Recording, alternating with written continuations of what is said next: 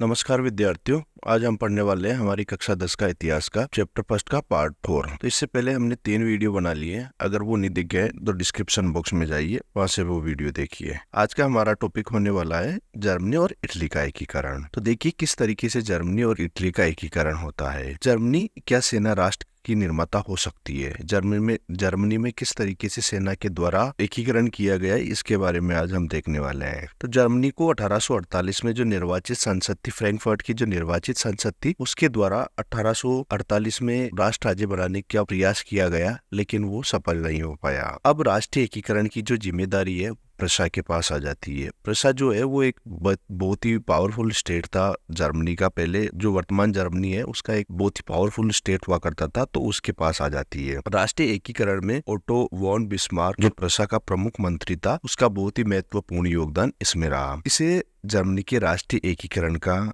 जनक भी कहा जाता है। जो ओटोमन बिस्मार्क है उसको जर्मनी के राष्ट्रीय एकीकरण का जनक भी कहा जाता है। ऑस्ट्रिया, डेनमार्क, फ्रांस से 7 वर्षों के दौरान लगभग 3 युद्ध इनके द्वारा लड़े गए और जो राष्ट्रीय एकीकरण है उसकी प्रक्रिया को इन्होंने पूरा किया गया, और ये जो तीनों युद्ध है इनके द्वारा जीते गए थे। जनवरी 1871 में वर्साई जो फ्रांस में स्थित है वहां पर समारोह किया गया और प्रशा के जो राजा विलियम फर्स्ट है उनको जर्मनी का नया सम्राट घोषित किया गया। नए जर्मनी में मुद्रा, बैंकिंग और कानूनी जो व्यवस्था है उनको आधुनिक किया गया। इटली 19वीं सदी के मध्य तक जो इटली है वो 7 राज्यों में बटा हुआ था, और जो सार्डिनिया पीठ माउंट है वहां पर इटली का राजघराना है उसका शासन हुआ करता था। उत्तरी भाग जो है इटली का उस पे हेब्सबर्ग के जो शासक है, ऑस्ट्रिया के जो हेब्सबर्ग शासक है वो शासन करते थे, उनके अधीन था ये। मध्य भाग पोप के कंट्रोल में था या उनके अधीन था।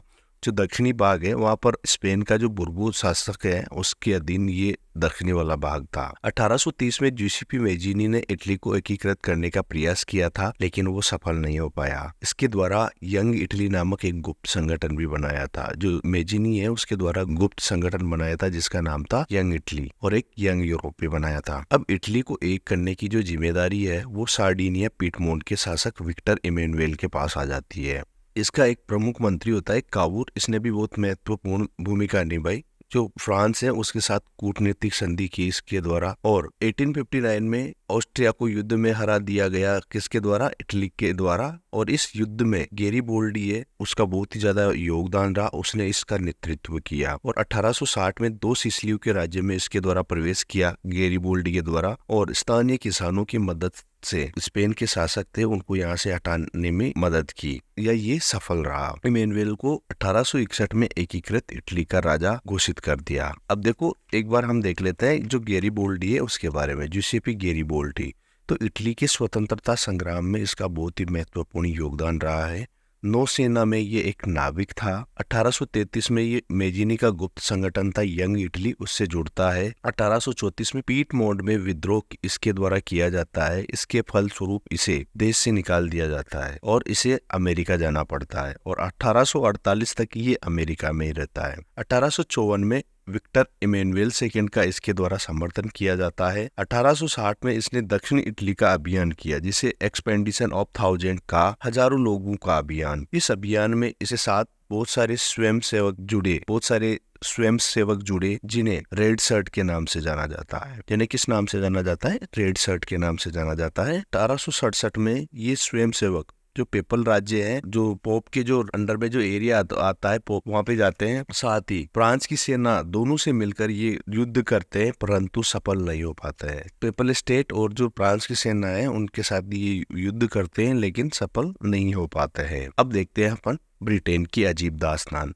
विद्वानों का मानना था कि जो ब्रिटेन है वहां पर राष्ट्र राज्य का जो निर्माण है वो अचानक से नहीं हुआ है। ये जो राष्ट्र राज्य है ये लंबे समय की प्रक्रिया है, उसका परिणाम है। अब देखते हैं अपन ब्रिटेन द्वीप समूह। वहां पर किस तरीके के लोग रहते हैं, किस तरीके से लोग रहते हैं, किस तरीके की एथेनिसिटी है। तो अगर अपन ब्रिटेन की बात करें तो वो 4 द्वीप समूह से मिलकर बना है। एक में अंग्रेज रहते हैं जो इंग्लैंड कहलाता है। दूसरे में वेल्स पीपल रहते हैं जो वेल्स वाला एरिया है। तीसरे में स्कॉट जो स्कॉटलैंड वाला एरिया है और चौथा है आयरिश, जहाँ पर जो आयरलैंड द्वीप समूह है वहाँ पे आयरिश लोग रहते हैं। अब इन सब में राजनीतिक और सांस्कृतिक जो परंपराएं हैं वो सब अलग है। इन सब में राजनीतिक और सांस्कृतिक परंपराएं अलग अलग है। क्या होता है कि जैसे जैसे अंग्रेजों के पास पैसा बढ़ता जाता है तो ये बाकी के जो द्वीप समूह है उस पे अपना प्रभाव बढ़ाना प्रारंभ कर देते हैं। लंबे समय के संघर्ष के बाद 1688 में जो इंग्लैंड की संसद थी उसके पास सत्ता आ जाती है। राजा के पास से सत्ता हटके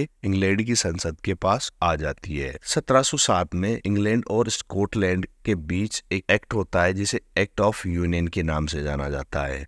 अब इन दोनों को मिलाकर, इंग्लैंड और स्कॉटलैंड को मिलाकर किस नाम से जाना गया? यूनाइटेड किंगडम ऑफ ब्रिटेन के नाम से जाना गया। लेकिन इसमें इंग्लैंड का दबदबा हमेशा रहा और इस जो स्कॉटलैंड की संस्कृति है उसको दबाया जाता है। अब देखने वाले हम आयरलैंड के बारे में। आयरलैंड में जो क्रिश्चियन लोग हैं, हालांकि यहाँ पर भी क्रिश्चियन लोग रहते हैं, तो क्रिश्चियन लोग भी दो पार्ट्स में बटा हुआ है। एक तो है कैथोलिक और दूसरा है प्रोटेस्टेंट। दो वर्गों में विभाजित है ये, कैथोलिक और प्रोटेस्टेंट। तो जो कैथोलिक है, आयरलैंड में कैथोलिक ज़्यादा लोग हैं, मतलब मेजोरिटी में है या बहुसंख्यक है। और जो प्रोटेस्टेंट है वो कम लोग हैं और वो क्या है, अल्पसंख्यक है। लेकिन इंग्लैंड में जो प्रोटेस्टेंट है वो ज़्यादा है, ठीक है। आयरलैंड में प्रोटेस्टेंट कम है लेकिन इंग्लैंड में ये प्रोटेस्टेंट ज़्यादा है। तो ये क्या करते हैं कि जो आयरलैंड पर प्रभुत्व जमाने के लिए हमेशा प्रोटेस्टेंट को सपोर्ट करते रहते हैं। कौन? इंग्लैंड वाले। तो इसके खिलाफ विद्रोह भी होता है। 1798 में वॉल्फ टॉन और यूनाइटेड आयरिश मैन ने मिलकर आंदोलन किया, लेकिन बाद में इस आंदोलन को दबा दिया जाता है। 1801 में आयरलैंड का बलपूर्वक यूनाइटेड किंगडम में मिला लिया जाता है। जो 1801 है उसमें जो यूनाइटेड किंगडम है उसको बलपूर्वक मिला लिया जाता है। जो इंग्लैंड है उसके द्वारा यूनाइटेड किंगडम में मिला लिया जाता है। अंग्रेजों की संस्कृति इन सब पे हावी रही। जो सारे द्वीप है वहाँ पे अंग्रेजों की संस्कृति हमेशा हावी रही। यूनियन जैक जो ब्रिटेन का झंडा है वो बनाया गया। God save our Nobel king यहाँ का राष्ट्रगान है, ठीक है। तो ये ब्रिटेन की दास्तान थी। अब हम देखने वाले हैं राष्ट्र की दृश्य कल्पना। 18वीं और 19वीं सदी में जो कलाकार है उनके द्वारा राष्ट्र को एक नारी के रूप में चित्रित किया। 18वीं और 19वीं सदी जो थी उसमें कलाकारों ने राष्ट्र को एक नारी के रूप में चित्रित किया। फ्रांसीसी क्रांति के समय स्वतंत्रता, न्याय और गणतंत्र को नारी का एक रूप दिया। बहुत सारे प्रतीक देखने वाले हैं अपन। देखो, प्रतीक, स्वतंत्रता का प्रतीक हमने देखा लाल टोपी या जो टूटी हुई जंजीर है उसे लोग स्वतंत्रता का प्रतीक मानते थे।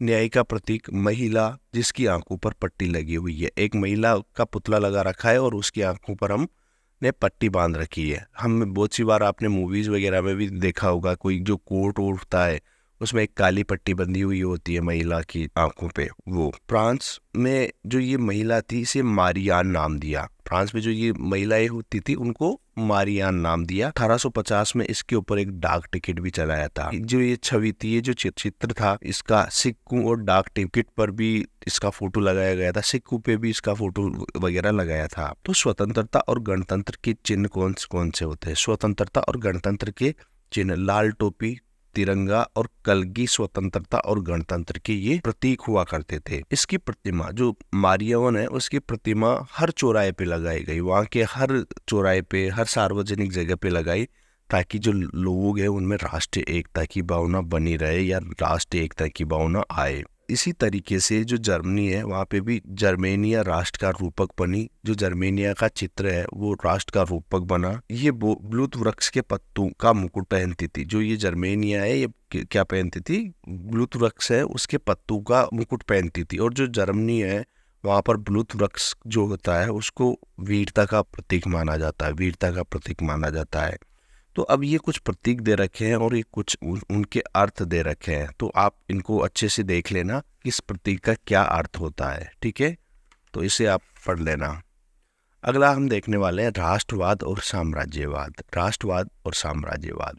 देखो, जब राष्ट्रवाद बहुत ही ज़्यादा हद तक बहुत ज़्यादा हावी होने लग जाता है, एक्सट्रीम फॉर्म आ जाती है राष्ट्रवाद की, तब आदमी अपने देश से उसकी सीमाओं में विस्तार करने की कोशिश करता है। तो 19वीं सदी के अंतिम दौर में राष्ट्रवाद का मतलब बदलने लगता है। तो 19वीं सदी के जो अंतिम दौर रहा उसमें राष्ट्रवाद का जो मतलब है वो चेंज होने लग जाता है। ठीक है, लोग का जो राष्ट्रवाद है वो अलग टाइप का होने लग जाता है। राष्ट्रवादी समूह एक दूसरे के प्रति अनुदार होते चले जाते हैं। जो हमने स्टार्टिंग में देखा था कि जो राष्ट्रवादी जो लोग हैं वो एक दूसरे के प्रति उदार थे, अब वो अनुदार होते चले गए। प्रमुख यूरोपियन शक्तियां आपस में अपने अपने साम्राज्य का विस्तार करने के लिए लड़ते रहते थे। जो बड़ी बड़ी यूरोपियन शक्तियां होती थी वो अपने अपने एरिया का विस्तार करने के लिए आपस में ही लड़ते रहते थे। और ये सबसे ज्यादा हमें प्रभाव देखने को मिला बाल्कन क्षेत्र में। बाल्कन क्षेत्र है वो तनाव का प्रमुख क्षेत्र बना। बाल्कन क्षेत्र में कौन कौन से एरिया आते थे? रोमानिया, बुल्गारिया, अल्बानिया, यूनान, Macedonia, Croatia, Bosnia, Slovenia, Serbia और मोंटेनिग्रो ये लोग शामिल थे। ये जो सारे देश है यहाँ पे रहने वाले जो लोग थे वो स्लाव नाम से भी जाने जाते थे। इस क्षेत्र का बड़ा हिस्सा रोमन साम्राज्य है उसके कंट्रोल में था। इस जो ये सारे देश है इनका जो बड़ा हिस्सा है, ज्यादातर हिस्सा किसके पास था? ओटोमन साम्राज्य के पास हुआ करता था। बाल्कन क्षेत्र में भी राष्ट्रवाद का प्रसार हुआ, फलस्वरूप ओटोमन साम्राज्य का विघटन होने लगता है। जैसे बाल्कन क्षेत्र में भी जैसे राष्ट्र राज्य बनाने के लिए जो राष्ट्रवाद है उसका विस्तार हुआ, तो ये जो ओटोमन एम्पायर था उसका क्या होने लग जाता है? विघटन होने लग जाता है। जो ओटोमन एम्पायर है जो उस पे शासक करता था मुस्लिम जो शासक था खलीफा, वहाँ का धार्मिक गुरु खलीफा शासन करता था। जो आधुनिक जो टर्की है, तुर्की उसके आसपास वाला ये एरिया हुआ करता था। तो अब देखते हैं आगे। बाल्कन राज्य आपस में एक दूसरे से ईर्ष्या भी करते थे। जो बाल्कन राज्य हैं वो आपस में भी एक दूसरे से ईर्ष्या करते थे और आपस में ज्यादा से ज्यादा एरिया, ज्यादा से ज्यादा क्षेत्र अपने अधीन करने की वो कोशिश में रहते थे। यूरोपियन शक्तियां जैसे रूस, जर्मनी, इंग्लैंड, ऑस्ट्रो हंगरी इस क्षेत्र में अपना प्रभाव जमाना चाहती थी। हर जो यूरोपियन शक्ति थी वो चाहती थी कि ये वाला जो एरिया है इसमें मेरा प्रभाव रहे, क्योंकि ये बहुत ही महत्वपूर्ण था। जैसे व्यापार की दृष्टि से बहुत ही महत्वपूर्ण एरिया था ये। तो अतः इस क्षेत्र में कई युद्ध हुए। ये जो एरिया है यहाँ पर बहुत सारे युद्ध देखने को मिले। जो सारी यूरोपियन शक्तियाँ थी वो अपना अपना प्रभाव यहाँ पे जमाने में लगी हुई थी। फलस्वरूप बहुत सारे युद्ध भी हमारे को यहाँ पे देखने को मिलते हैं। और अंत में प्रथम विश्व युद्ध हुआ और इसी के कारण युद्ध होता है वर्ल्ड वॉर फर्स्ट 1914 से 1918। इसी की परिणति है, इसी के फलस्वरूप ये युद्ध होता है। अब अनेक देश साम्राज्यवाद का विरोध करने लग जाते हैं। ज्यादातर राज्य स्वतंत्र राष्ट्र राज्य का निर्माण करने के लिए संघर्ष कर रहे थे। अब हर जगह लोगों ने अपनी तरह का विशिष्ट राष्ट्रवाद विकसित कर लिया। पहले जो राष्ट्रवाद था उस वैसा और अब राष्ट्रवाद नहीं रहता है। लोग अपने हिसाब से अपनी तरह का विशिष्ट राष्ट्रवाद इनके द्वारा विकसित किया गया और अब राष्ट्र राज्यों का गठन स्वाभाविक और सार्वभौमिक हो गया। अब जो राष्ट्र राज्य बनने की जो प्रक्रिया है वो सार्वभौमिक हो गई और स्वाभाविक हो गई। तो ये था हमारा चैप्टर फर्स्ट। आई थिंक आपको समझ में आया है। अगर आपको वीडियो अच्छा लगा तो लाइक और शेयर सब्सक्राइब जरूर करें। Thank you.